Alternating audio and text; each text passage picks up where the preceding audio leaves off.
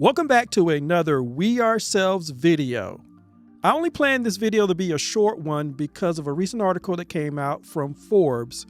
And the name of the article is "The MCU is now reportedly backing away from Jonathan Majors' Kang." And so I just wanted to offer a few comments on this article and my feelings on the whole matter, particularly since we just came off of the finale of Loki Season 2. Just 7 days ago, Forbes was reporting that recasting Jonathan Majors' Kang was a no-brainer according to them. And they went through all of the, receipts and the financials showing that Marvel is still very strong. And if they needed to recast Kang, it was a no-brainer. Now, 7 days later, they're saying that the MCU is moving away from Majors' Kang. Even though they're saying now, it's clear that they have been considering this for a long time. And I don't believe for a second that they just decided to move away from Kang. They were already saying that with the bombing of Ant-Man and the Wasp: Quantumania, that they were already talking about either recasting Jonathan Majors' Kang or moving away from that character. And it's just my opinion. I think what happened, Marvel did not want to make the same mistake that DC made when they had James Gunn come out and basically tell everybody that all these expensive movies that are still set to come out, they don't mean anything going forward. Everybody decided that was the stupidest thing to do, because if people know that there's no reason for me to pay all this money to go to the movie, that they're not going to mean anything in your new DC universe, then why bother? If I'm going to watch it, I'll just wait until it comes onto the expensive streaming service that I'm already paying for. And in my opinion, Marvel, they weren't stupid enough to come out and make this report that, no, we're going to move away from Kang. We're not even going to recast him. We're going to move on to something else. Why would they do that before they finished with the Loki Season 2? All of that effort, money, visual effects that went into that Season 2, there was no way they were going to jeopardize that because they wanted the views on Disney+.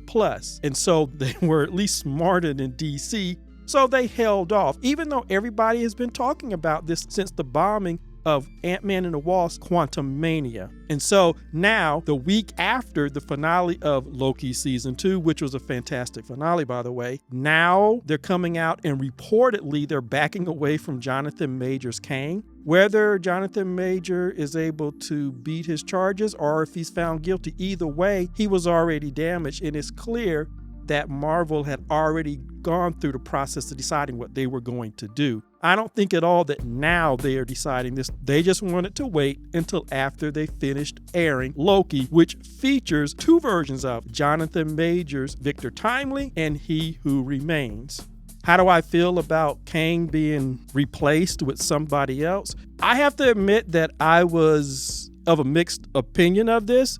Jonathan Major obviously is a very great actor, and he puts all of his effort into bringing each version of Kang to life. He's having to dig down into his acting reservoir to bring forth each one of these different versions of Kang. And so I had mixed feelings about that, because seeing all these different versions of this man get defeated and in most cases killed, I don't know if that was a very fun thing to watch. And it's interesting with the finale of Loki Season 2. Oh, spoiler alerts, by the way. If you haven't watched the last episode, stop now and go and watch it, because I'm going to provide some spoilers. So you've been warned. So anyway, I watched it myself, and as I watched other people react to it, one of the consistent things that I saw across the board is most people did not want to see Victor Timely die in such a gruesome way over and over again. In fact, I was kind of concerned that we were going to see various versions of Jonathan Major be killed on large screen and small screen over and over in upcoming movies. Little did I know that Marvel had figured out a very novel way to do that in one episode.